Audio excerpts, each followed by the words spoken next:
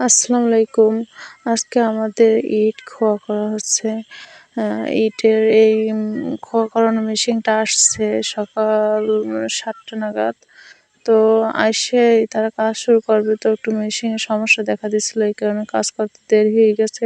এখন স্টার্ট দিচ্ছে প্রায় ১০টার দিকে।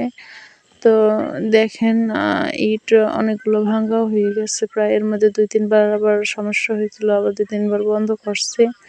আর এখানে লোক আছে ৬ জন মোট। তারা ৬ জন কি কাজ করতেছে একটা গাড়ির পিছনে। আর এখানে ইটও অনেক, প্রায় ১৫,০০০। আর এই ১৫,০০০ ইট সবই ভাঙানোর জন্য। এইগুলোকে নাকি বলে পিক ইট। আর ওই পাশে আবার রাখছে আলাদা ইটগুলো আর কি। ইট যা আছে ইটগুলো লাগবে ওইগুলো আলাদা আরেক জায়গায় রাখা, সেটাও দেখাবো আপনাদের। আর এখানে এটা হলো বেশি পুরা এই ইটটা, এইটা ঢালাইয়ের জন্য আর কি। তো ২ জন লোক দেখতেছি আমি, ২ জন লোক আর কি ওই খোয়াগুলা নিয়ে রাখতেছে, আর ২ জন লোক দিতেছে ইটগুলা। আর মেশিনের পাশে দাঁড়ানো একজন লোক।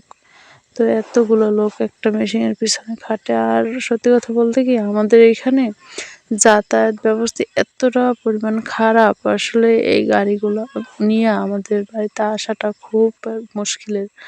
আর এই ইটগুলো আমাদের কি বাড়িতে এরকম আগে নিয়ে আসার আর কি দরকার ছিল না, যদি আমাদের যাতায়াত ব্যবস্থাটা ভালো থাকতো। আমাদের আসলে কাঁচা রাস্তা আর কি। এই রাস্তার জন্য বৃষ্টির সিজন এখন আসছে, এই রাস্তা দিয়ে আনা যায় না। আর এর আগেও আমরা আর কি ইটগুলো আনছি, রাস্তা দিয়ে আনতে পারি নাই।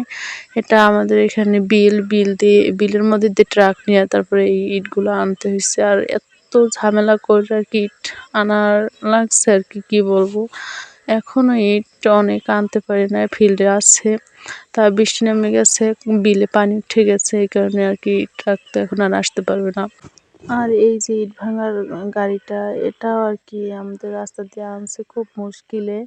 তো সেজন্য একটু সমস্যা হয়েছিল, এই কারণে আর কি সময় লাগছে। না হয় সে সকালে ভাঙা শুরু করলে এখন প্রায় হয়ে যেত।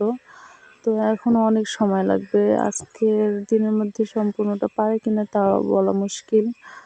আর এখানে ইটও তো আছে অনেক, লোকও যেহেতু অনেক আছে, তা হইতেও পারে যদি মেশিন ঠিকঠাক থাকে আর কি।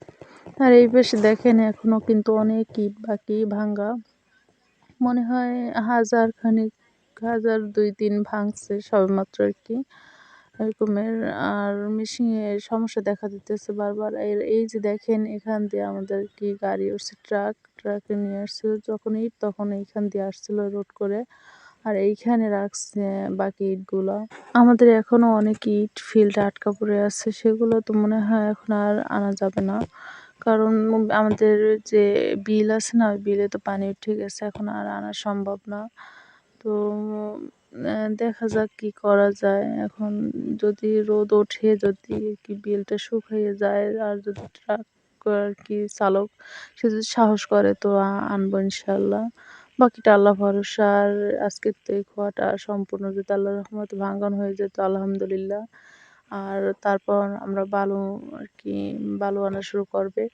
যদি বিল শুকনো থাকে, আর না হয়তো এরকম রাস্তা দিয়ে কাঁচা রাস্তা, তো খুব ঝামেলা করে আনতে হবে। দেখি এখন কি করা যায়, সব মিলে আল্লাহ ভরসা। ভালো থাকবেন সবাই।